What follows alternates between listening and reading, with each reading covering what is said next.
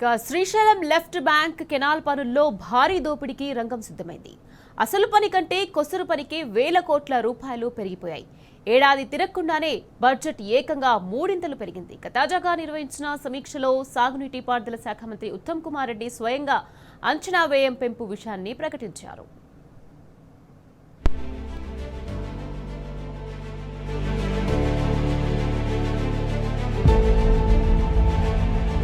Srisailam reservoir నుంచి నల్గొండ జిల్లాకు కృష్ణా జలాలను తరలించేందుకు ఎస్ఎల్బీసీ ప్రాజెక్టును రూపొందించారు.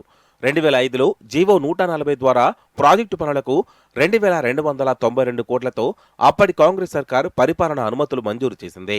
ప్రాజెక్టు పనులను 1925 కోట్లతో 2010 ఆగస్టు నాటికి పూర్తి చేస్తామని జయప్రకాష్ అసోసియేట్స్ లిమిటెడ్ అగ్రిమెంట్ చేసుకుంది. 6 సార్లు కాంట్రాక్ట్ ఏజెన్సీకి గడువు పొడిగించారు. 2026 జూన్ నాటికి ప్రాజెక్టు పూర్తి చేయాల్సి ఉంది. ఎస్ఎల్బీసీ ప్రాజెక్టులో భాగంగా శ్రీశైలం రిజర్వాయర్ నుంచి డిండి రిజర్వాయర్ వరకు మొత్తంగా 43.50 కిలోమీటర్లకు సొరంగం తవ్వాల్సి ఉంది. ఏకకాలంలో 2 వైపుల నుంచి ఇన్లెట్ అంటే అచ్చంపేట మండలం దోమలపెంట వద్ద శ్రీశైలం రిజర్వాయర్ గట్టు నుంచి అవుట్లెట్ అంటే మహబూబ్నగర్ జిల్లా మన్నెవారిపల్లి నుంచి సొరంగం పనులు చేపట్టారు. ఇన్లెట్ వైపు నుంచి 13.93 కిలోమీటర్ల సొరంగం తవ్వగా 2025 ఫిబ్రవరిలో టన్నెల్ ఒక్కసారిగా కుప్పకూలిపోయింది. ప్రమాదంలో 8 మంది కార్మికులు గల్లంతు కాగా ఇప్పటి వరకు 2 మృతదేహాలను మాత్రమే గుర్తించారు. ఇప్పటికీ 6 కార్మికుల జాడ గుర్తించలేదు.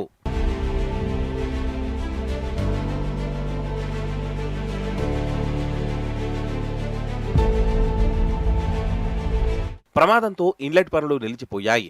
అవుట్లెట్ వైపు నుంచి 22 కిలోమీటర్ల సొరంగం తవ్వారు. ప్రస్తుతం టన్నెల్ బోరింగ్ మిషన్ కు మరమ్మతులతో పనులు కొనసాగని పరిస్థితి నెలకొంది. ఇన్లెట్ అవుట్లెట్ 2 వైపుల నుంచి కలిపి 34.372 కిలోమీటర్ల సొరంగం పనులు పూర్తి కాగా ఇంకా 9.560 కిలోమీటర్ల మేర తవ్వాల్సి ఉంది. టీబీఎంతో పనులు కొనసాగని నేపథ్యంలో పనులను డ్రిల్లింగ్ అండ్ బ్లాస్టింగ్ మెథడ్లో పూర్తి చేయాలని నిర్ణయించారు. అందుకనుగుణంగా ప్రాజెక్టు వ్యయాన్ని 4,658 కోట్లతో సవరిస్తూ గత అక్టోబర్లో అధికారులు ప్రతిపాదనలు సిద్ధం చేసి సమర్పించగా ప్రభుత్వం ఆమోదించింది. జీవో 290ను ప్రభుత్వం జారీ చేసింది. మిగిలిన 9.50 కిలోమీటర్ల సొరంగం పనులను పూర్తి చేసే బాధ్యతను సదరు ఏజెన్సీకి అప్పగించారు. ఏడాది కూడా పూర్తి కాకముందే ప్రాజెక్టు వ్యయం ఏకంగా 12,718 కోట్లకు పెంచారు. కిలోమీటర్కు 1,200 కోట్లు ఖర్చు చేస్తారని తెలుస్తోంది. ప్రాజెక్టు మొత్తం అంచనా వ్యయం కన్నా మిగిలిన పనులు పూర్తికే అత్యధిక నిధులు అవసరమవుతోంది. సొరంగం పనుల పేరుతో భారీ దోపిడీకి తెరతీశారనే అనుమానాలు వస్తున్నాయి.